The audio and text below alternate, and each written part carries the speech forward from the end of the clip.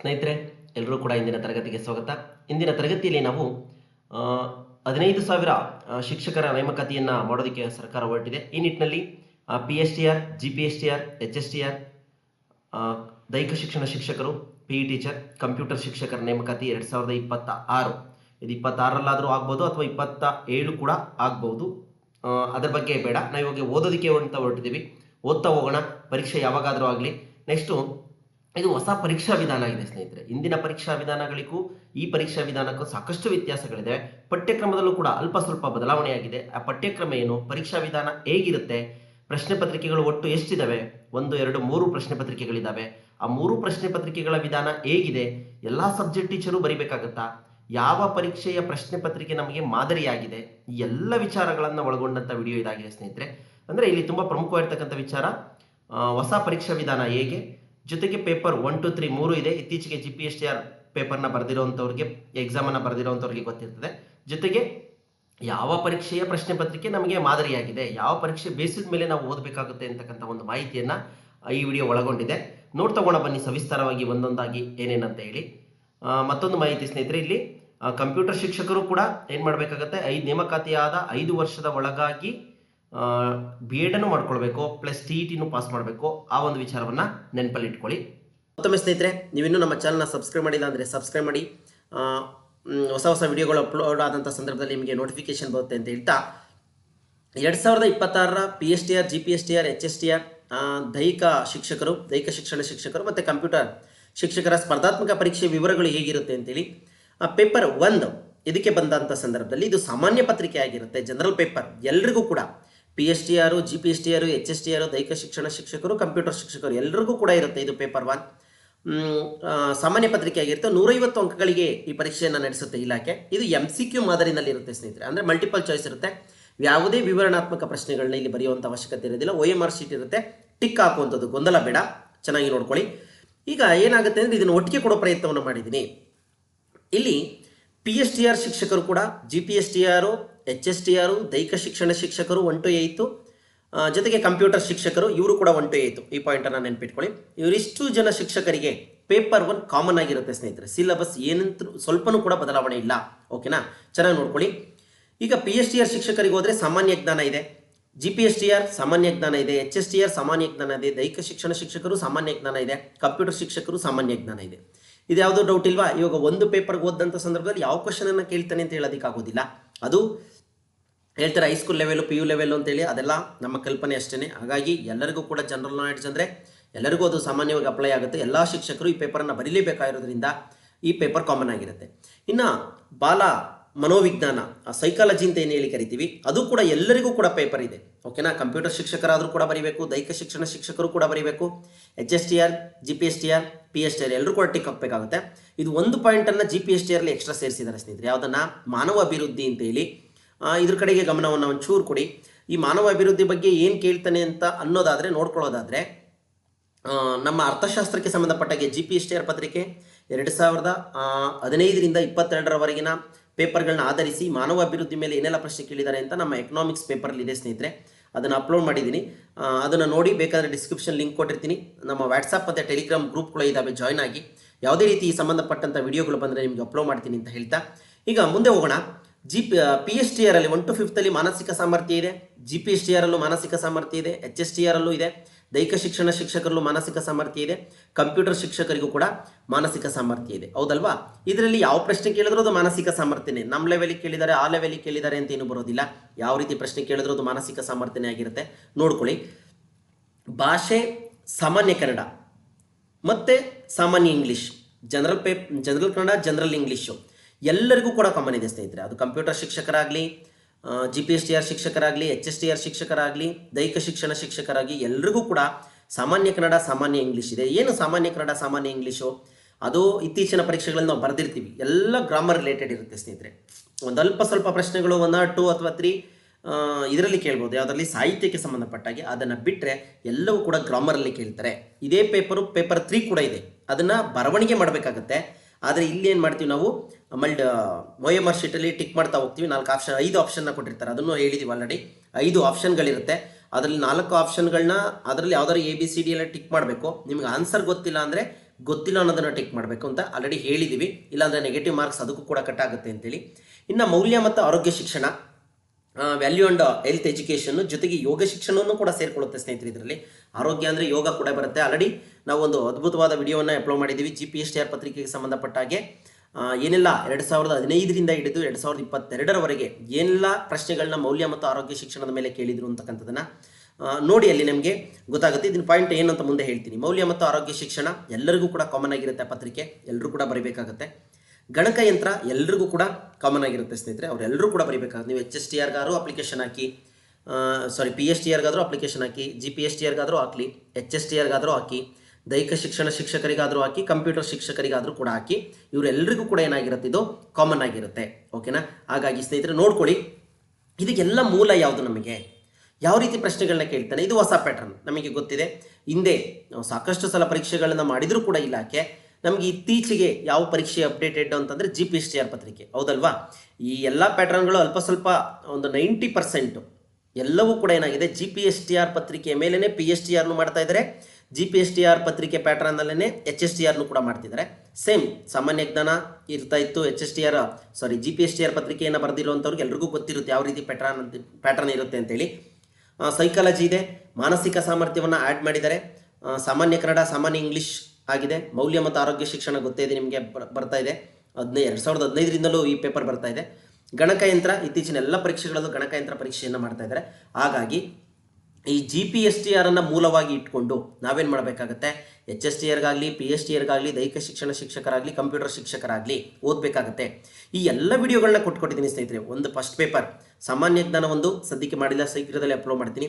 ಬಾಲ ವಿಜ್ಞಾನ ಮತ್ತು ಸೈಕಾಲಜಿ ಅಂತ ಏನು ಹೇಳಿ ಕರಿತೀವಿ, ಅದನ್ನು ಪಾರ್ಟ್ 1, ಪಾರ್ಟ್ 2, ಪಾರ್ಟ್ 3 ಅಂತ ಹೇಳಿ ಮಾಡಿಕೊಟ್ಟಿದ್ದೀನಿ ಸ್ನೇಹಿತರೆ. ಪಾರ್ಟ್ 1ನಲ್ಲಿ ಎಲ್ಲ ಮಗುವಿನ ಬೆಳವಣಿಗೆಗೆ ಸಂಬಂಧಪಟ್ಟಿದ್ದಿರುತ್ತೆ. ಪಾರ್ಟ್ 2ನಲ್ಲಿ ಏನಾಗಿದೆ, ಬೋಧನೆಗೆ ಸಂಬಂಧಪಟ್ಟಿದ್ದಿರುತ್ತೆ. ನೆಕ್ಸ್ಟ್ ಪಾರ್ಟ್ 3ನಲ್ಲಿ ಎಲ್ಲ ಶೈಕ್ಷಣಿಕ ಮನೋವಿಜ್ಞಾನರಿಗೆ ಸಂಬಂಧಪಟ್ಟಂಥ ವಿಡಿಯೋವನ್ನು ಒಂದೇ ಕಡೆ ವಿತ್ ಬ್ಲೂ ಪ್ರಿಂಟ್ ಹಾಕಿ ಕೊಟ್ಟಿದ್ದೀನಿ ಸ್ನೇಹಿತರೆ. ಯಾರ್ಯಾವ್ರ ಮೇಲೆ ಏನೇನು ಮೇಲೆ. ಈಗ ಬೆಳವಣಿಗೆ ಅಂತ ಕೇಳಿದ್ರೆ ಬೆಳವಣಿಗೆ ಮೇಲೆ ಏನೆಲ್ಲ ಪ್ರಶ್ನೆ ಕೇಳಿದರೆ ಇದುವರೆಗೂ ಒಂದು ಕಡೆ ಇದೆ. ಜೊತೆಗೆ ವಿಕಸನ ಕೇಳಿದ್ರೆ ವಿಕಸನದ ಮೇಲೆ ಏನೆಲ್ಲ ಪ್ರಶ್ನೆ ಕೇಳಿದ್ದಾವೆ. ಮಗುವಿನ ವರ್ತನೆ ಮೇಲಂತೂ ಸಾಕಷ್ಟು ಪ್ರಶ್ನೆ ಕೇಳಿದ್ದಾರೆ ಸ್ನೇಹಿತರೆ. ನೋಡಿ ಆ ವಿಡಿಯೋವನ್ನು ನಿಮಗೆ ಗೊತ್ತಾಗುತ್ತೆ. ಅದರಲ್ಲಿ ವರ್ತನೆ ಮೇಲೆ ಸಾಕಷ್ಟು ಪ್ರಶ್ನೆಗಳು ಬಂದಿದ್ದಾರೆ. ಇನ್ನು ಅದಾದಮೇಲೆ ಅನುವಂಶೀಯತೆ ಮೇಲೆ ಅಷ್ಟು ಪ್ರಶ್ನೆಗಳು, ಇದುವರೆಗೂ ಏನೆಲ್ಲ ಪ್ರಶ್ನೆ ಕೇಳಿದ್ರು GPSTR ಅಷ್ಟು ಪ್ರಶ್ನೆಗಳನ್ನ ಒಂದೇ ಕಡೆ ಕಟ್ಕೊಡುವಂಥ ಪ್ರಯತ್ನವನ್ನು ಮಾಡಿದ್ದೀನಿ. ಬ್ಲೂ ಪ್ರಿಂಟು ಆಲ್ರೆಡಿ ಸಾಕಷ್ಟು ನಮ್ಮ ವಾಟ್ಸಪ್ ಗ್ರೂಪ್ಗಳು ಇಲ್ಲೆಲ್ಲ ಓಡಾಡ್ತಾ ಇದೆ, ಟೆಲಿಗ್ರಾಮ್ ಗ್ರೂಪ್ಗಳಲ್ಲೆಲ್ಲ ನೋಡಿ ಜಾಯ್ನ್ ಆಗಿ, ನಿಮಗೆ ಸಾಕಷ್ಟು ಪರೀಕ್ಷೆ ಸಂಬಂಧಿತ ಅನುಕೂಲ ಆಗುತ್ತೆ ಅಂತ ಹೇಳ್ತಾ ಭಾವಿಸಿದ್ದೀನಿ. ಅದರಲ್ಲೂ TET ಪೇಪರ್ಗಳನ್ನೂ ಕೂಡ ಅಭ್ಯಾಸವನ್ನು ಮಾಡಿ. ಯಾಕೆ ಅಂತಂದರೆ ಸೈಕಾಲಜಿಗೆ ಸಂಬಂಧಪಟ್ಟಾಗ ಅಲ್ಲಿಂದನೂ ಪ್ರಶ್ನೆಗಳು ಬರುವಂಥ ಸಾಧ್ಯತೆಗಳಿರ್ತವೆ. ಹಾಗಾಗಿ ಇದಿಷ್ಟು ವಿಚಾರ ಏನೆಲ್ಲ ಎಕ್ಸಾಮ್ ಪ್ಯಾಟರ್ನ್ ಇರುತ್ತೆ ಅಂತೇಳಿ. ಮುಂದೆ ಹೋಗೋಣ ಏನಿದೆ ಅಂತೇಳಿ. ಇಲ್ಲಿ ದೈಹಿಕ ಶಿಕ್ಷಣ ಶಿಕ್ಷಕರು 2026ರಲ್ಲಿ ನೇಮಕಾತಿ, 2026ಕ್ಕಾದರೂ ಆಗ್ಬೋದು, 27ಕ್ಕಾದರೂ ಆಗ್ಬೋದು. ಹಾಗಾಗಿ ಇದನ್ನು ಇಲ್ಲಿಂದನೇ ಪ್ರಯತ್ನವನ್ನು ಸ್ಟಾರ್ಟ್ ಮಾಡಿ ಓದೋದಕ್ಕೆ. PSTR GPSTR HSTR ಇದಕ್ಕೆ ಸಂಬಂಧಪಟ್ಟ ಹಾಗೆ ಪೇಪರ್ 2 ಏನಿರುತ್ತೆ.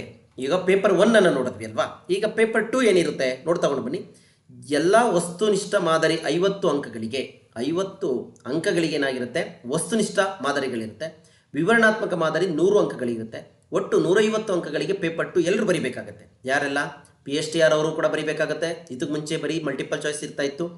GPSTR ಗೊತ್ತಿದೆ ನಿಮ್ಗೆ, ಪರೀಕ್ಷೆ ಬರೆದಿರೋರಿಗೆ ಹೇಗೆ ವಿವರಣಾತ್ಮಕ ಪ್ರಶ್ನೆಗಳಿರುತ್ತೆ ಅಂತೇಳಿ. HSTR ಹೊಸ ಪರೀಕ್ಷಾ ಪದ್ಧತಿ. ದೈಹಿಕ ಶಿಕ್ಷಣ ಶಿಕ್ಷಕರು ಎಷ್ಟೋ ವರ್ಷಗಳೇ ಆಗೋಗಿತ್ತು, PE ಟೀಚರ್ನ ನೇಮಕಾತಿ ಮಾಡಿಕೊಂಡು, ಅವ್ರಿಗೆ ಇದು ಹೊಸದು. ಕಂಪ್ಯೂಟರ್ ಶಿಕ್ಷಕರು ಇದು ಕೂಡ ಹೊಸ ನೇಮಕಾತಿ. ಹಾಗಾಗಿ ವಿವರಣಾತ್ಮಕ ಪ್ರಶ್ನೆಗಳನ್ನ ಹಿಂಗೆ ಬರೀಬೇಕು, ನಮ್ಮ ಸಿಲೆಬಸ್ ಏನೇನು ಕೇಳ್ತಾನೆ ಅಂತಕ್ಕಂಥದ್ದು. ಇನ್ನು PSTRಗೆ ಬರೋಣ. ಅವರ ವಿಷಯ ಜ್ಞಾನ ಏನೇನು ಕೇಳ್ತಾನೆ ಅಂತಂದರೆ ಪೇಪರ್ 1 ಆಗೋಯ್ತು. ಪೇಪರ್ 2ನಲ್ಲಿ ಗಣಿತಕ್ಕೆ ಸಂಬಂಧಪಟ್ಟಾಗೆ ಪರಿಸರ ಅಧ್ಯಯನ EVS ಅಂತ ಹೇಳಿ ಕರಿತೀವಿ, ಸಮಾಜ ವಿಜ್ಞಾನ, ಇಷ್ಟು ವಿಚಾರಗಳನ್ನು ಇಟ್ಕೊಂಡು ಏನು ಮಾಡ್ತಾನೆ, ಅವರಿಗೆ ಪರೀಕ್ಷೆಯನ್ನು ನಡೆಸ್ತಾರೆ.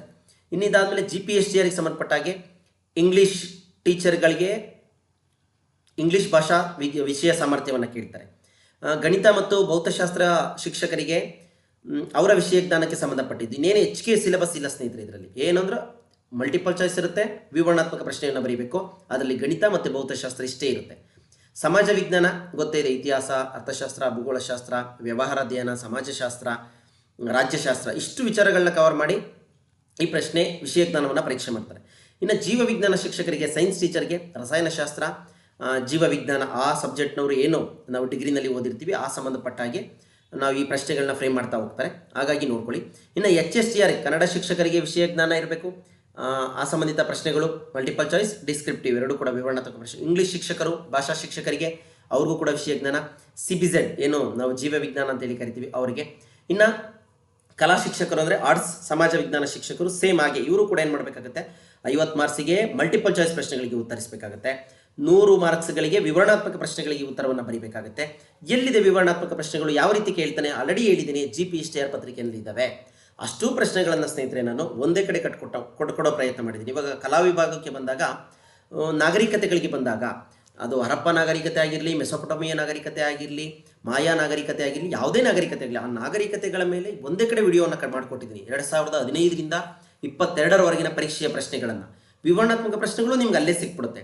ಈಗ ಇಟ್ಕೊಂಡು ನೀವು ಟೆಕ್ಸ್ಟ್ ಬುಕ್ಕನ್ನು ಇಟ್ಕೊಂಡು ಓದಿದ್ದೆ ಆದರೆ ಯಾವ ಪ್ರಶ್ನೆ ಇದುವರೆಗೂ ಕವರ್ ಆಗಿದ್ದಾವೆ ಒಂದು ಐಡಿಯಾ ಬಂತು. ಕ್ವಶನ್ ಪೇಪರ್ ಎಲ್ಲ ಕಡೆ ಹುಡ್ಕೋ ಗೊಂದಲ ಮಾಡೋ ಅವಶ್ಯಕತೆ ಇಲ್ಲ. ಜೊತೆಗೆ ಹೊಸ ಪ್ರಶ್ನೆ ಇನ್ನೇನು ಕೇಳ್ಬೋದು ನಮಗವರು ಅಂತೇಳಿ ನೀವೇ ಅನಾಲಿಸಿಸನ್ನು ಮಾಡ್ಬೋದು. ಹಾಗಾಗಿ ಗೊಂದಲ ಬೇಡ, ಅನವಶ್ಯಕ ಒತ್ತಡಕ್ಕೆ ಒಳಗಾಗಬೇಡಿ. ಹೇಗಪ್ಪ ಓದೋದು ಇಷ್ಟೊಂದು ಸಿಲೆಬಸ್ ಎಲ್ಲ ಅಂತೇಳಿ ಇವತ್ತಿನಿಂದನೇ ಕೂತ್ಕೊಂಡು ಓದಿದ್ರೆ ಕೂಡ ನೀವು ಖಂಡಿತ ಜಾಬನ್ನು ನಿಮ್ಮದಾಗಿ ಮಾಡ್ಕೊಳ್ಬೋದು. ಸುಮ್ಮನೆ ಓಡಬೇಡಿ, ಕಂಟೆಂಟ್ ಗ್ರಿಪ್ಪನ್ನು ಇಟ್ಕೊಳ್ಳಿ. ಅರ್ಥ ಆಯ್ತಲ್ಲ, ಸಮಯ ಹೇಗೆ ಮ್ಯಾನೇಜ್ ಮಾಡೋದು ಅಂತಲೇ ಸುಮ್ಮನೆ ಅದಕ್ಕೆ ತಲೆ ಕೆಡಿಸ್ಕೊಂಡು ಕೂತ್ಕೊತೀರಿ. ಏನಿಲ್ಲ, ನಿಮ್ಮಲ್ಲಿ ಕಂಟೆಂಟ್ ಗ್ರಿಪ್ ಇದ್ದರೆ ಸ್ನೇಹಿತರೆ ಖಂಡಿತ ಈಗ ಯಾವುದೋ ಒಂದು ಕ್ವಶನನ್ನು ಬಂತು ಅಂತ ಇಟ್ಕೊಳ್ಳಿ, ಆ ಪ್ರಶ್ನೆಗೆ ಸಂಬಂಧಪಟ್ಟ ಹಾಗೆ ನೀವು ಉತ್ತರವನ್ನು ಹೇಳಬೇಕು ಅಂದರೆ ನಿಮಗೆ ಕಂಟೆಂಟ್ ಗ್ರಿಪ್ ಇದ್ದರೆ ತಕ್ಷಣ ಅದಕ್ಕೆ ಉತ್ತರವನ್ನು ಬರೀತೀರಿ. ಅದು ಮಲ್ಟಿಪಲ್ ಚಾಯ್ಸ್ ಆದರೂ ಕೂಡ ಟಿಕ್ ಹಾಕ್ತೀರಿ, ವಿವರಣಾತ್ಮಕ ಪ್ರಶ್ನೆ ಆದರೂ ಕೂಡ ಏನು ಮಾಡ್ತೀರಿ, ಕೂತ್ಕೊಂಡು ಸವಿಸ್ತಾರವಾಗಿ ಏನು ಮಾಡ್ತೀರಿ, ಆನ್ಸರ್ ಬರಿತಾ ಹೋಗ್ತೀರಿ ಅಲ್ವಾ. ಹಾಗಾಗಿ ಈಗ ಗುಪ್ತರಿಗೆ ಬಂದಂಥ ಸಂದರ್ಭದಲ್ಲಿ ಗುಪ್ತರ ಸಾಹಿತ್ಯವನ್ನು ಕುರಿತು ವಿವರಿಸಿ ಅಂತ ಕೇಳಿದ್ರು. ಅಂದರೆ ಸಾಹಿತ್ಯದ ಬಗ್ಗೆ ನಿಮಗೆ ಕಂಟೆಂಟ್ ಗ್ರಿಪ್ ಇದ್ದರೆ ಏನು ಮಾಡ್ತೀರಿ, ವಿವರಣಾತ್ಮಕವಾಗಿ ಬರಿತಾ ಹೋಗ್ತೀರಿ, ಈಸಿಯಾಗಿ ಸುಲಲಿತವಾಗಿ, ಟೈಮ್ ಮ್ಯಾನೇಜ್ ಆಗುತ್ತೆ. ನಿಮಗೆ ಕಂಟೆಂಟೇ ಗ್ರಿಪ್ ಇಲ್ಲ, ಗೊಂದಲ ಆಗೋದ್ರಿ ಅಂತಂದರೆ ಟೈಮ್ ಎಲ್ಲಿ ಸಿಗುತ್ತೆ, ಟೈಮ್ ಮ್ಯಾನೇಜ್ ಹೆಂಗೆ ಮಾಡ್ಕೊಳ್ತೀರಿ, ಖಂಡಿತ ಆಗೋದಿಲ್ಲ ಅಲ್ವಾ. ನಾನು ಈ ಥರ ಸಾಕಷ್ಟು ಎಕ್ಸಾಂಪಲ್ಗಳನ್ನ ನನ್ನ ವಿಡಿಯೋಗಳಲ್ಲಿ ಕೊಟ್ಟಿದ್ದೀನಿ ಸ್ನೇಹಿತರೆ. ಏಕೆ ಅಂತಂದರೆ ಅದರಲ್ಲೂ ಸಮಾಜ ವಿಜ್ಞಾನ, ನಾನು ಆರ್ಟ್ಸ್ ಟೀಚರ್ ಆಗಿರೋದ್ರಿಂದ ಆರ್ಟ್ಸಿಗೆ ಸಂಬಂಧಪಟ್ಟ ಹೇಳುವಂಥ ಸಂದರ್ಭದಲ್ಲಿ ಹೇಳ್ತೀವಿ, ಕನ್ನಡ ಮತ್ತು ಆರ್ಟ್ಸ್ ಟೀಚರ್ ಆಗಿರೋದ್ರಿಂದ ಕಲಾ ವಿಷಯಗಳಿಗೆ ಸಂಬಂಧಪಟ್ಟ ಹಾಗೆ ಅಂದರೆ ಸಮಾಜಕ್ಕೆ ಸಂಬಂಧಪಟ್ಟ ಹಾಗೆ ಇತಿಹಾಸದ ಎಲ್ಲ ವಿಡಿಯೋ ವರ್ಷದ ಪ್ರಶ್ನೆಗಳನ್ನ ಒಂದೇ ಕಡೆ ಕೊಟ್ಟಿದ್ದೀನಿ, ಭೂಗೋಳಶಾಸ್ತ್ರದ ಎಲ್ಲ ಪ್ರಶ್ನೆಗಳನ್ನ ಒಂದೇ ಕಡೆ ಕೊಟ್ಟಿದ್ದೀನಿ, ಸಮಾಜಶಾಸ್ತ್ರ ಆಗಿರ್ಬೋದು, ರಾಜ್ಯಶಾಸ್ತ್ರ ಆಗಿರ್ಬೋದು, ಅರ್ಥಶಾಸ್ತ್ರ ಎಲ್ಲ ವಿಚಾರಗಳನ್ನು ಕೂಡ ಏನು ಮಾಡಿದ್ದೀನಿ ಒಂದೇ ಕಡೆ ಕಟ್ಕೊಡೋ ಪ್ರಯತ್ನವನ್ನು ಮಾಡಿದ್ದೀನಿ ಸ್ನೇಹಿತರೆ. ಆ ಕ್ವಶನ್ಸನ್ನು ಇಟ್ಕೊಳ್ಳಿ, ಟಾಪಿಕ್ ವೈಸನ್ನೇ ಮಾಡಿದ್ದೀನಿ, ಪಾಠಗಳ ಆಧಾರಿತವಾಗಿಯೇ ಮಾಡಿದ್ದೀನಿ. ರಾಷ್ಟ್ರಕೂಟರು, ಚೋಳರು, ಹೀಗೆ ಒಂದು ಕಡೆಯಿಂದನೇ ಮಾಡ್ತಾ ಹೋಗಿದ್ದೀನಿ, ಏನು ಗೊಂದಲ ಬೇಡ ಅದರಲ್ಲಿ.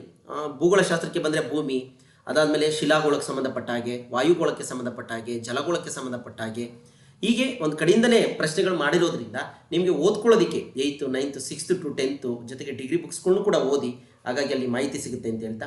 ಇನ್ನು ದೈಹಿಕ ಶಿಕ್ಷಣ ಶಿಕ್ಷಕರದ ಹೇಗಿರುತ್ತೆ ಅಂದರೆ ವಿಷಯ ಜ್ಞಾನ, ಆದರೆ ಹೇಳ್ಬಿಟ್ಟಿದ್ದಾರೆ, ಇನ್ನೇನು ಜಾಸ್ತಿ ಇಲ್ಲ ಅಲ್ಲಿ. ಅವರಿಗೆ ವಿಷಯ ಜ್ಞಾನ, ಅದರಲ್ಲಿ 50 ಮಾರ್ಕ್ಸ್ ಮಲ್ಟಿಪಲ್ ಚಾಯ್ಸ್ ಇರುತ್ತೆ, 100 ಮಾರ್ಕ್ಸ್ ವಿವರಣಾತ್ಮಕ ಪ್ರಶ್ನೆಗಳಿರ್ತವೆ. ಹಾಗಾಗಿ ಅವ್ರ ಕಂಟೆಂಟ್ ಗ್ರಿಪ್ಪನ್ನು ಇಟ್ಕೊಂಡಿದ್ದೆ ಆದರೆ ಅವ್ರಿಗೇನು ಡಯಾಗ್ರಾಮ್ ಮಾಡಿ ಅವ್ರದ್ದು ಸ್ಪೋರ್ಟ್ಸಿಗೆ ಸಂಬಂಧಪಟ್ಟಂಗೆ ಯಾವ್ದಾದ್ರು ಅಂಕಣ ಬರೀರಿ ಅಂತ ಕೇಳ್ಬೋದು, ಅವರು ಯೋಗಕ್ಕೆ ಸಂಬಂಧಪಟ್ಟಾಗೆ ಕೇಳ್ಬೋದು, ಅವ್ರಿಗೆ ಆ ಕಂಟೆಂಟ್ ಗ್ರಿಪ್ ಇರುತ್ತೆ. ನಾವಿವಾಗ ಹೇಗೆ ಹಿಸ್ಟ್ರಿ, CBZ ಇದಕ್ಕೆಲ್ಲ ಸಂಬಂಧಪಟ್ಟಾಗೆ. ಗಣಕಯಂತ್ರ, ಅವ್ರಿಗೂ ಕೂಡ ಗಣಕಯಂತ್ರದ ಮೇಲೆ 50 ಮಲ್ಟಿಪಲ್ ಚಾಯ್ಸ್ ಇರುತ್ತೆ, ಇನ್ನು 100 ಅಂಕಗಳಿಗೆ ವಿವರಣಾತ್ಮಕ ಪ್ರಶ್ನೆಗಳನ್ನ ಗಣಕಯಂತ್ರದ ಮೇಲೆ ಬರೀಬೇಕಾಗುತ್ತೆ. ಹಾಗಾಗಿ ನೋಡ್ಕೊಳ್ಳಿ ಏನೆಲ್ಲ ಪ್ರಶ್ನೆ ಕೇಳ್ಬೋದು ಅಂತೇಳಿ ಅನಾಲಿಸಿಸನ್ನು ನೀವು ಮಾಡಬೇಕಾಗುತ್ತೆ. ಯಾಕೆಂದರೆ ನಮಗೆ ಕಂಟೆಂಟ್ ಗ್ರಿಪ್ ಇರುತ್ತೆ. ನಾವು ಗಣಿತ ಶಿಕ್ಷಕರಿಗೆ ಸಂಬಂಧಪಟ್ಟ ಹಾಗೆ ಅವರು ಕಂಪ್ಯೂಟರ್ ಸೈನ್ಸ್ ಓದಿರಬೇಕು ಅಂತ ಹೇಳ್ತಾರೆ ಡಿಗ್ರಿನಲ್ಲಿ, ಅದರಲ್ಲಿ ಅವ್ರಿಗೆ ಅದಕ್ಕೆ ಸಂಬಂಧಪಟ್ಟಂಗೆ ಮಾಹಿತಿ ಇರುತ್ತೆ, ಆ ಬೇಸಡನ್ನು ಓದ್ಕೊಳ್ತೀರಿ. ಇಲ್ಲಿ ಇನ್ನೊಂದು ನಿಮ್ಗೆ ಏನಾಗಿದೆ, GPSTR ಕನ್ನಡ ಶಿಕ್ಷಕರನ್ನ ನೇಮಕಾತಿ ಇಲ್ಲ ಅಂತ ಹೇಳ್ಬಿಟ್ಟು ತುಂಬ ಅಬ್ಜೆಕ್ಷನ್ ಮಾಡೋದಕ್ಕೆ ಹೊರಟಿದ್ರಿ, ಮಾಡಿ, ಖಂಡಿತ ಏನು ತೊಂದರೆ ಇಲ್ಲ. ಯಾಕೆಂದರೆ ಅವಶ್ಯಕತೆ ಇದ್ದಂಥ ಸಂದರ್ಭದಲ್ಲಿ ಸರ್ಕಾರ ಅದಕ್ಕೆ ಮತ್ತೆ ಕನ್ನಡ ಶಿಕ್ಷಕರನ್ನ ಆ್ಯಡ್ ಮಾಡುತ್ತೆ. ನಮ್ಮ ಅನುಭವದಲ್ಲಿ ಏನಾಗಿದೆ ಅಂತಂದರೆ 2016 ಬ್ಯಾಚಲ್ಲಿ ಕನ್ನಡ ಶಿಕ್ಷಕರನ್ನ ನೇಮಕಾತಿ ಮಾಡ್ಕೊಂಡ್ಬಿಟ್ಟಿದೆ ಸ್ನೇಹಿತರೆ. ಅದು 7,500 ಶಿಕ್ಷಕರಿಗಿಂತ ಜಾಸ್ತಿ ಶಿಕ್ಷಕರನ್ನ ನೇಮಕಾತಿ ಮಾಡ್ಕೊಂಡಿದೆ.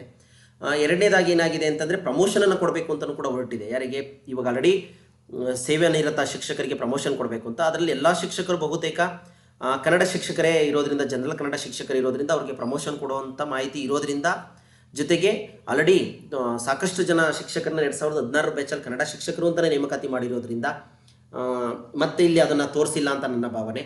ಜೊತೆಗೆ HSTR 8th to 10th ಇದರಲ್ಲಿ ಗಣಿತ ಶಿಕ್ಷಕನ ನೇಮಕಾತಿ ಮಾಡಿಲ್ಲ ಅಂತಲೂ ಕೂಡ ಸಾಕಷ್ಟು ಚರ್ಚೆಗಳು ನಡೀತಾ ಇದ್ದಾವೆ ಎಲ್ಲ ಕಡೆ.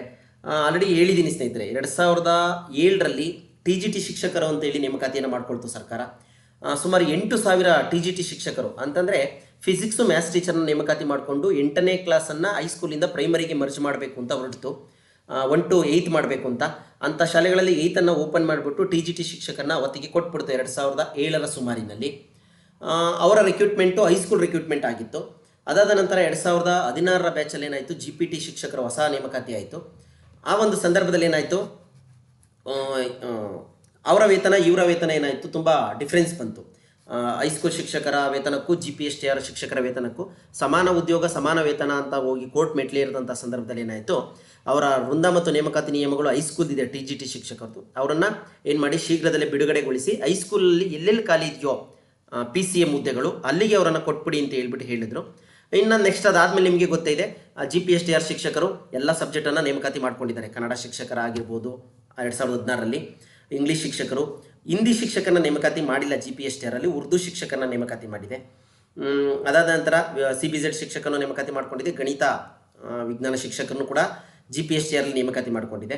ಆ ಒಂದು ಕಾರಣಕ್ಕೆ ಇವಾಗ ಆಲ್ರೆಡಿ ಎಕ್ಸಸ್ ಇದ್ದಾರೆ, ಯಾರು TGT ಶಿಕ್ಷಕರಿಗೆ ವೇಕೆನ್ಸಿಗಳಿಲ್ಲ ಎಲ್ಲೂ ಹೈಸ್ಕೂಲ್ಗಳಲ್ಲಿ, ಎಲ್ಲ ಕಡೆ TGT ಶಿಕ್ಷಕರೇ ಹೈಸ್ಕೂಲಲ್ಲಿ ಇರೋದ್ರಿಂದ PCM ಜಾಬ್ಗಳಲ್ಲಿ ಹುದ್ದೆಗಳಲ್ಲಿ ಇವಾಗ ಸದ್ಯಕ್ಕೆ HSTRಲ್ಲಿ ಗಣಿತ ವಿಜ್ಞಾನ ಶಿಕ್ಷಕರ ನೇಮಕಾತಿ ಸ್ವಲ್ಪ ಕಷ್ಟ ಅಂತ ನನ್ನ ಅನಿಸಿಕೆ ಸ್ನೇಹಿತರೆ. ಕಾದು ನೋಡೋಣ ಫೈನಲ್ ಆಗಿ ಏನು ನಾವು ಅಪ್ಲಿಕೇಶನನ್ನು ಕರೆದಂಥ ಸಂದರ್ಭದಲ್ಲಿ ಹೇಗಾಗುತ್ತೆ ಅಂತೇಳಿ. ಇದಿಷ್ಟು ಮಾಹಿತಿಗಳು. ಇನ್ನು ಪೇಪರ್ 3ಗೆ ಹೋಗೋಣ ಹೇಗಿರುತ್ತೆ ಅಂತೇಳಿ. ಇದು ಕೂಡ ಪರೀಕ್ಷೆ ಪ್ಯಾಟರ್ನ್ ಇರುತ್ತೆ. ಪೇಪರ್ 3 ಭಾಷಾ ಪ್ರಾವೀಣ್ಯತೆಯ ಪತ್ರಿಕೆ ಆಗಿರ್ತದೆ. ಇದು ಹೊಸ ಮಾದರಿ ಪತ್ರಿಕೆ. ಎಲ್ರಿಗೂ ಕೂಡ ಇದುವರೆಗೂ ಕೂಡ GPSTRಲ್ಲಿ ಕನ್ನಡ ಭಾಷಾ ಪ್ರಾವೀಣ್ಯತೆ ಅಂತೇಳಿ 50 ಮಾರ್ಕ್ಸಿಗೆ ವಿವರಣಾತ್ಮಕ ಪ್ರಶ್ನೆಗಳು ಸ್ನೇಹಿತರೆ. ಇದು ಮಲ್ಟಿಪಲ್ ಚಾಯ್ಸ್ ಇರೋದಿಲ್ಲ, ಓಕೆನಾ. 50 ಅಂಕಗಳಿಗೆ ಕನ್ನಡ ಭಾಷಾ ಸಾಮರ್ಥ್ಯ, 50 ಅಂಕಗಳಿಗೆ ಇಂಗ್ಲೀಷ್ ಭಾಷಾ ಸಾಮರ್ಥ್ಯ, ಈ ರೀತಿ ವಿವರಣಾತ್ಮಕ ಪ್ರಶ್ನೆಗಳು ಇದು, ಓಕೆನಾ. ಮಲ್ಟಿಪಲ್ ಚಾಯ್ಸ್ ಇರೋದಿಲ್ಲ. ಹೇಗೆ ನಾವು ಹೈಸ್ಕೂಲ್ಗಳಲ್ಲಿ ಬರಿತೀವೋ ಪೇಪರನ್ನು, ನಾವು ಮಕ್ಕಳುಗಳಿಗೆ ಎಕ್ಸಾಮ್ ಹೇಗೆ ಕಂಡಕ್ಟ್ ಮಾಡ್ತೀವೋ ಆ ರೀತಿ ಬರೆಯುವಂಥ ಪತ್ರಿಕೆ ಆಗಿರುತ್ತೆ. ಏನೇನಿರುತ್ತೆ ಸ್ವಲ್ಪ ನೋಡೋಣ. ಅವರೇ ಕೊಟ್ಟಿರೋ ಪ್ರಕಾರ ಏನು ಭಾಷಾ ಬಳಕೆ ಅಂತ ಹೇಳ್ಬಿಟ್ಟಿದ್ದಾರೆ. ಅದು ಇಂಗ್ಲೀಷ್ ಭಾಷಾ ಬಳಕೆ ಆದರೂ ಆಗಿರ್ಬೋದು, ಕನ್ನಡ ಭಾಷಾ ಬಳಕೆ ಆದರೂ ಆಗಿರ್ಬೋದು. 50 ಮಾರ್ಕ್ಸಿಗೆ ಗ್ರಹಿಕೆ ಮೇಲೆ ಪ್ರಶ್ನೆಗಳಿರುತ್ತೆ, ಶಬ್ದಕೋಶದ ಮೇಲೆ ಪ್ರಶ್ನೆಗಳಿರುತ್ತೆ, ಬರವಣಿಗೆ ಕೌಶಲ್ಯದ ಮೇಲೆ ಪ್ರಶ್ನೆಗಳಿರ್ತವೆ ಅಂತ ಹೇಳಿದ್ದಾರೆ. ಈ 4 ಟಾಪಿಕನ್ನು ಅವ್ರು ಹೇಳಿರೋ ಸ್ನೇಹಿತರೆ. ಏನೇನು ಬರ್ತವೆ ಇದರಲ್ಲಿ? ಭಾಷಾ ಬಳಕೆ ಅಂದರೆ ಇನ್ಕ್ಲೂಡಿಂಗ್ ಎಲ್ಲ ಗ್ರಾಮರು. ಇಲ್ಲಿ ಒಂದು ಪದ ಅಥವಾ ವಾಕ್ಯದಲ್ಲಿ ಉತ್ತರಿಸಿ ಅಂತ ಕನ್ನಡದ 50 ಪ್ರಶ್ನೆಗಳು ಹೇಳ್ತಾ ಹೋಗ್ತೀನಿ. ಏಕೆಂದರೆ ಇವಾಗ ಆಲ್ರೆಡಿ ಪೇಪರ್ 3 ನಡೆಸಿದ್ದಾರೆ. ಇಂದಿನ GPSTR ಪತ್ರಿಕೆಯಲ್ಲಿ ಪೇಪರ್ 3 ಎಕ್ಸಾಮನ್ನು ಮಾಡಿದ್ದಾರೆ. ಪೇಪರ್ 3 ಬರೀಬೇಕು ಅಂತೇಳಿ ಭಾಷಾ ಸಾಮರ್ಥ್ಯವನ್ನು ಅಲ್ಲಿ 100 ಮಾರ್ಕ್ಸಿಗೆ ಮಾಡಿದರು. ಆದರೆ ಇಲ್ಲಿ ಏನು ಮಾಡಿದ್ದಾರೆ, 50 ಮಾರ್ಕ್ಸ್ ಮಾಡಿದ್ದಾರೆ. ಯಾಕೆ 50 ಮಾರ್ಕ್ಸ್ ಮಾಡಿದ್ದಾರೆ? ಇಂಗ್ಲೀಷ್ ಅವಶ್ಯಕತೆ ಏನಿತ್ತು ನಮಗೆ? ನಾವು ಕನ್ನಡ ಟೀಚರ್ ಆಗಿರ್ತೀವಿ ಅಥವಾ ಸೋಷಿಯಲ್ ಟೀಚರ್ ಆಗಿರ್ತೀವಿ. ಯಾಕೆ ಅಂದರೆ ಸರ್ಕಾರ ಇತ್ತೀಚೆಗೆ ಬೈಲಿಂಗ್ವೆಲ್ ಅಂತ ತೊಗೊಂಬಂದಿದೆ ಸ್ನೇಹಿತರೆ. ಇದನ್ನೊಂದನ್ನು ಚೆನ್ನಾಗಿ ನೆನ್ಪಿಟ್ಕೊಳ್ಳಿ. ಇವಾಗ ಆಲ್ರೆಡಿ 1ರಿಂದ 5ನೇ ಕ್ಲಾಸಿಗೆ ಬಹುತೇಕ ಎಲ್ಲ ಜಿಲ್ಲೆಗಳಲ್ಲಿ ರಾಜ್ಯದಲ್ಲಿ ಬೈಲಿಂಗ್ವೆಲ್ ಅನ್ನೋ ಪಠ್ಯಪುಸ್ತಕವನ್ನು ಇಂಟ್ರಡ್ಯೂಸ್ ಮಾಡಿದೆ. ನಿಮ್ಗೆ ಅದು ಇನ್ನೂ ಹೊಸ ಕಾನ್ಸೆಪ್ಟು, ಈ ವರ್ಷ ಇಂಟ್ರಡ್ಯೂಸ್ ಮಾಡಿದೆ. ಕೆಲವೊಂದು ಆಯ್ದ ಶಾಲೆಗಳಲ್ಲಿ ಮಾತ್ರ ಹೋದ ವರ್ಷದಲ್ಲಿ ಏನಾಗಿತ್ತು, ಬೈಲಿಂಗ್ವೆಲ್ಲನ್ನು ಇಂಟ್ರಡ್ಯೂಸ್ ಮಾಡಿತ್ತು. ಬೈಲಿಂಗ್ವೆಲ್ ಅಂದರೆ ಏನು ಹೇಳ್ತೀನಿ ಒಂದು ಸಲ, ನಿಮಿಷ ತಾಳ್ಮೆ. ಈ ವರ್ಷದಿಂದ 2026 ಮತ್ತು 27ನೇ ಸಾಲಿನಿಂದ 1ರಿಂದ 5ನೇ ಕ್ಲಾಸ್ಗೆ ಬೈಲಿಂಗ್ವೆಲ್ಲನ್ನು ಇಂಟ್ರಡ್ಯೂಸ್ ಮಾಡಿಬಿಟ್ಟಿದೆ.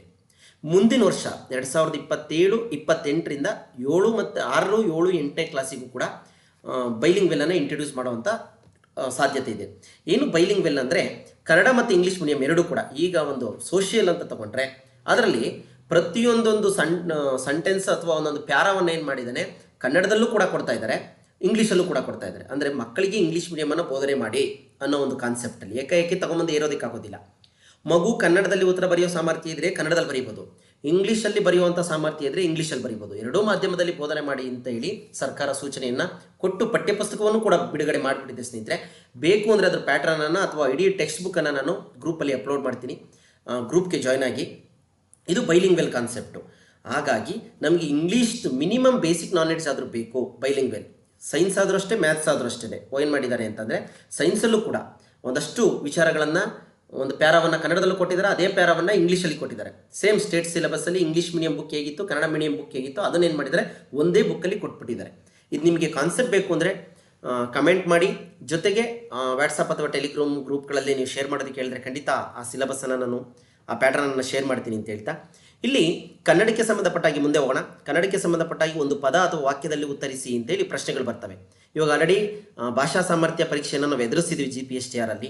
ಹಾಗಾಗಿ ಆ ಥರ ಪದಗಳ ಅರ್ಥ ಬರೆಯೋದಕ್ಕೆ ಹೇಳ್ತಾರೆ, ವಿರುದ್ಧಾರ್ಥಕ ಪದಗಳನ್ನ ಬರೆಯೋದಕ್ಕೆ ಕೇಳ್ತಾರೆ, ನುಡಿಗಟ್ಟುಗಳನ್ನು ಮಾಡಿ ಅವುಗಳ ಅರ್ಥ ಬರೆಯೋದಕ್ಕೆ ಹೇಳ್ತಾರೆ, ಅಥವಾ ವಾಕ್ಯ ರಚನೆ ಮಾಡೋದಕ್ಕೆ ಹೇಳ್ತಾರೆ. ನೆಕ್ಸ್ಟು ವಿಭಕ್ತಿ ಪ್ರತ್ಯಯಗಳ ಮೇಲೆ ಪ್ರಶ್ನೆಗಳಿದ್ದಾವೆ, ಕಾಲಗಳ ಮೇಲೆ ಪ್ರಶ್ನೆ ಇರ್ತವೆ, ವಚನಗಳ ಮೇಲೆ ಪ್ರಶ್ನೆ ಇರುತ್ತೆ.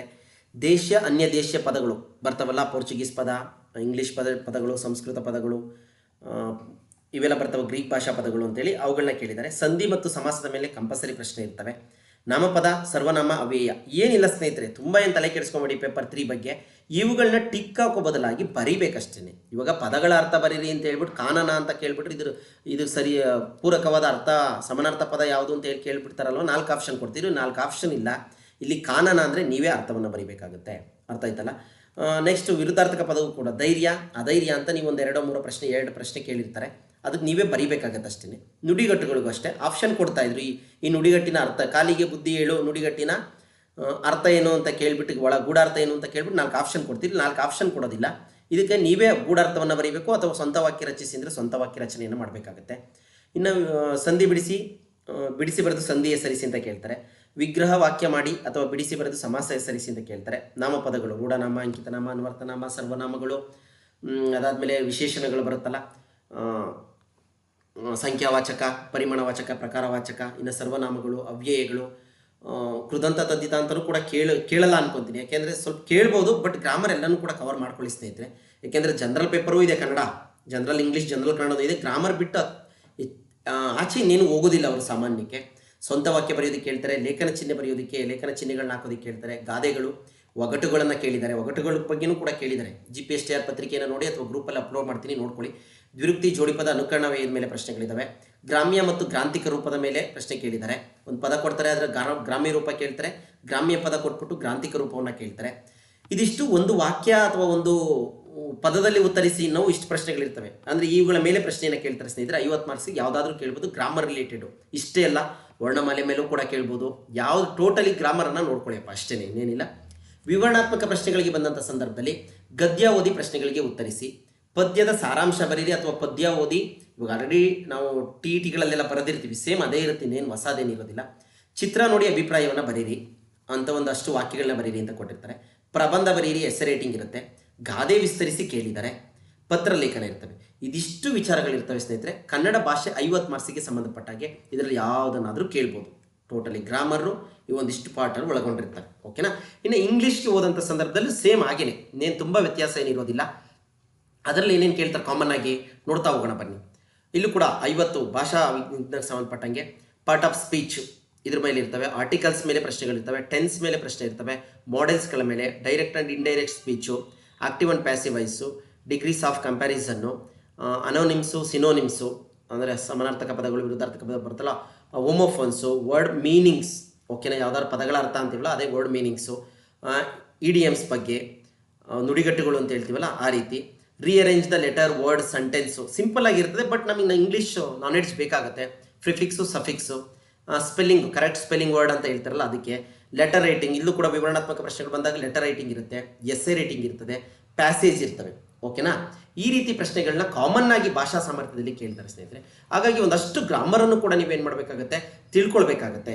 ಓಕೆನಾ. ಹಾಗಾಗಿ ಒಂದಷ್ಟು ಸ್ವಲ್ಪ, ಯಾಕೆಂದ್ರೆ ಇದು ಬೈಲಿಂಗ್ ವೆಲ್ ಮಾಡಿರೋದ್ರಿಂದ ಯಾಕೆ ಈ ಥರ ಪರೀಕ್ಷಾ ಕ್ರಮವನ್ನು ಇಟ್ಟ ಅಂತ ಪ್ರಶ್ನೆಗಳು ನಮ್ಮಲ್ಲಿ ಬಂದ್ಬಿಡುತ್ತೆ.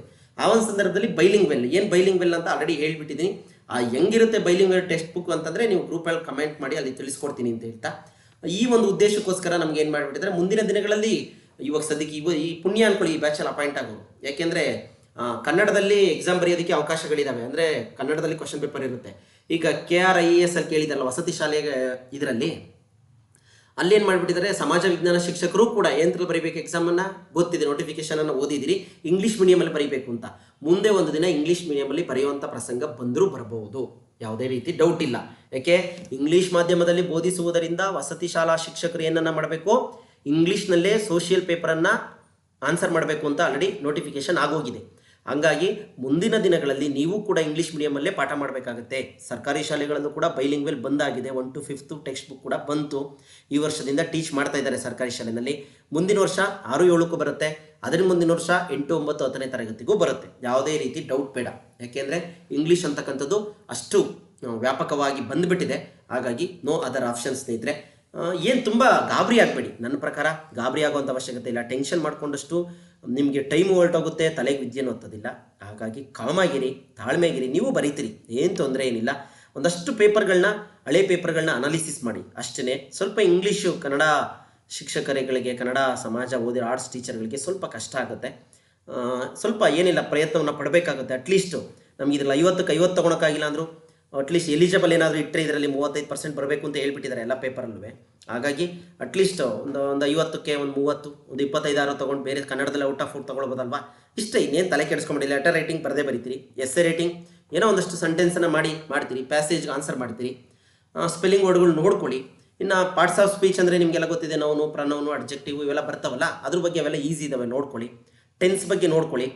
ಹಾಗಾಗಿ ಒಂದಿಷ್ಟು ವಿಚಾರಗಳನ್ನ ಸ್ವಲ್ಪ ಕಷ್ಟನೇ, ಬಟ್ ಆದರೂ ಕೂಡ ನೋಡ್ಕೊಳ್ಳಿ, ಬೇರೆ ಆಪ್ಷನ್ ಇಲ್ಲ ಅಂತ ಹೇಳ್ತಾ, ಸ್ನೇಹಿತರೆ, ಜನರಲ್ ಕನ್ನಡ ಆಗಿರ್ಬೋದು, ಕಡ್ಡಾಯ ಕನ್ನಡ ಆಗಿರ್ಬೋದು, ಸಾಮಾನ್ಯ ಕನ್ನಡ ಆಗಿರ್ಬೋದು, ಎಲ್ಲವೂ ಕೂಡ ಒಂದೇ. ಯಾವುದನ್ನು ಅವರು ಹೊರಗಡೆ ಬಿಟ್ಟು ಹೋಗಿಲ್ಲ. ಯಂತ್ರದ ಮೇಲೆ ಅಂದರೆ ಕನ್ನಡ ವ್ಯಾಕರಣದ ಮೇಲೆ ಒಂದಷ್ಟು ಸಾಹಿತ್ಯದ ಪ್ರಶ್ನೆಗಳನ್ನ ನೋಡ್ಕೊಳ್ಳಿ. ಕನ್ನಡ ಭಾಷೆಗೆ ಸಂಬಂಧಪಟ್ಟಾಗೆ ಇಲ್ಲಿ ಔಟ್ ಆಫ್ ಔಟ್ ತಗೊಳ್ಳುವಂಥ ಸಾಧ್ಯತೆಯೂ ನಮಗಿದ್ದಾವೆ. ಯಾಕೆ, ಕನ್ನಡ ಮೀಡಿಯಮ್ ಸ್ಟೂಡೆಂಟ್ಸ್ಗಳಾಗಿದ್ದರೆ ಅವರೆಲ್ಲರಿಗೂ ಕೂಡ ಇಂಗ್ಲೀಷಲ್ಲಿ 2 ನಂಬರ್ ಕಡಿಮೆ ಬಂದರೂ ಕೂಡ ಕನ್ನಡದಲ್ಲಿ 2 ನಂಬರ್ ಜಾಸ್ತಿ ತೆಗೆಯುವಂಥ ಅವಕಾಶ, ಸಾಮರ್ಥ್ಯ ನಮಗಿದೆ, ಹೌದಲ್ವಾ. ಹಾಗಾಗಿ ನೀವು ಅದರ ಕಡೆ ಗಮನವನ್ನು ಸ್ವಲ್ಪ ಹೆಚ್ಚಿನದಾಗಿ ಹರಿಸ್ಕೊಂಡು ಇಡೀ ಗ್ರಾಮರನ್ನು ಚೆನ್ನಾಗಿ ತಿಳ್ಕೊಳ್ಳಿ. ಹಾಗಾಗಿ ಈ ಗ್ರಾಮರ್ಗೆ ಸಂಬಂಧಪಟ್ಟಾಗಿ ಸ್ನೇಹಿತರೆ ಒಂದಷ್ಟು ವಿಡಿಯೋಗಳನ್ನ ನಾನು ಹಿಂದೆ ಏನು ನೆಟ್, ಸ್ಲೆಟ್, ಹೈಸ್ಕೂಲ್ ಟೀಚರ್ಸು ಇದಕ್ಕೆಲ್ಲ ಸಂಬಂಧಪಟ್ಟಾಗಿ ಏನೆಲ್ಲ ಪ್ರಶ್ನೆಗಳನ್ನ ಕೇಳಿದ್ರು ಅಂತಕ್ಕಂಥದ್ದನ್ನೇ ಅನಾಲಿಸಿಸ್ ಮಾಡಿ ನಮ್ಮ ಸಂಪೂರ್ಣ ವ್ಯಾಕರಣ ಆಗಿರ್ಬೋದು, ಅಥವಾ ನಾನು ಒಂದಷ್ಟು ವಿಡಿಯೋಗಳನ್ನ ಗ್ರೂಪಲ್ಲಿ ಅಪ್ಲೋಡ್ ಮಾಡ್ತಾ ಇದ್ದೀನಿ. ಏಕೆಂದರೆ ಒಂದಷ್ಟು ಪದೇನೂ ಕೂಡ ಅಪ್ಲೋಡ್ ಮಾಡ್ತಾ ಇದ್ದೀನಿ. ಯಾಕೆಂದರೆ ಹೊಸಬ್ರೆಲ್ಲ ಜಾಯ್ನ್ ಆಗ್ತಾ ಇರ್ತಾರೆ, ಅವ್ರಿಗೂ ಕೂಡ ಅನುಕೂಲ ಆಗಲಿ ಅಂತೇಳಿ. ನೀವು ನೋಡೋಕ್ಕಾಗಿಲ್ಲ ಅಂದರೆ ಅವುಗಳನ್ನ ನೋಡ್ಕೊಳ್ಳಿ, ಅನುಕೂಲ ಆಗುತ್ತೆ. ಹಾಗಾಗಿ ಒಂದಷ್ಟು ಗ್ರಾಮರ್ ಪಾಯಿಂಟ್ಗಳನ್ನ ಕೂಡ ಕಟ್ಕೊಟ್ಟು ಒಂದು ವಿಡಿಯೋವನ್ನು ಅಪ್ಲೋಡ್ ಮಾಡ್ತಾ ಇರ್ತೀನಿ, ನೋಡಿ ಅದರ ಸದುಪಯೋಗನ ಮಾಡ್ಕೊಳ್ಳಿ. ಏಕೆ ಅಂತಂದರೆ ಇವಾಗ ನಾನು ಇಷ್ಟೆಲ್ಲ ಮಾಡಿರ್ತೀನಿ ಅಂತಂದರೆ ಸುಮ್ಮನೆ ನಿಮಗೆ ದಾರಿ ತಪ್ಪಿಸೋದು, ಟೈಮ್ ವೇಸ್ಟ್ ಮಾಡೋ ಥರದಲ್ಲಿ ನಾನು ಏನು ವಿಡಿಯೋ ಮಾಡೋದಿಲ್ಲ. ಎಲ್ಲವನ್ನು ಅನಾಲಿಸಿಸ್ ಮಾಡಿನೇ ವಿಡಿಯೋವನ್ನು ಕಟ್ಕೊಡೋ ಪ್ರಯತ್ನವನ್ನು ಮಾಡಿರ್ತೀನಿ. ಹಾಗಾಗಿ ನೋಡಿ, ಸಾಕಷ್ಟು ಅನುಕೂಲ ಆಗುತ್ತೆ. ಅದರಲ್ಲೂ ಹಿಸ್ಟ್ರಿ, ಸೋಷಿಯಲ್ ಮತ್ತು ಕನ್ನಡ ಟೀಚರ್ಗಾಗುವಷ್ಟು ಸಾಕಷ್ಟು ನಾಲೆಡ್ಜ್ ನಮ್ಮ ಯೂಟ್ಯೂಬ್ ವಿಡಿಯೋಗಳಲ್ಲಿದ್ದಾವೆ, ನೋಡಿ ಅಂತ ಹೇಳ್ತಾ ಸ್ನೇಹಿತರೆ, ಏನಾದ್ರು ಡೌಟ್ ಇದ್ದರೆ ನಮಗೆ ತಿಳಿಸ್ಕೊಡಿ, ಕಮೆಂಟ್ ಮಾಡಿ. ವಾಟ್ಸಪ್ ಗ್ರೂಪ್ಗಳಿದೆ, ಟೆಲಿಗ್ರಾಮ್ ಗ್ರೂಪ್ಗಳಿದೆ, ಅಲ್ಲಿ ತಿಳಿಸ್ಕೊಡಿ. ನಿಮಗೆ ಏನಾದ್ರು ಡೌಟ್ಗಳಿದೆ ಕ್ಲಿಯರ್ ಮಾಡೋಣ ಅಂತ ಹೇಳ್ತಾ, ಮತ್ತೊಮ್ಮೆ ನೀವಿನ್ನೂ ನಮ್ಮ ಚಾನಲ್ನ ಸಬ್ಸ್ಕ್ರೈಬ್ ಮಾಡಿಲ್ಲ ಅಂದರೆ ಸಬ್ಸ್ಕ್ರೈಬ್ ಮಾಡಿ, ಜೊತೆಗೆ ನಿಮ್ಮ ಎಲ್ಲ ಸ್ನೇಹಿತರು ಕೂಡ ಶೇರ್ ಮಾಡಿ ಅಂತ ಹೇಳ್ತಾ, ಎಲ್ರಿಗೂ ಕೂಡ ಇಂದಿನ ತರಗತಿಗೆ ಧನ್ಯವಾದಗಳು.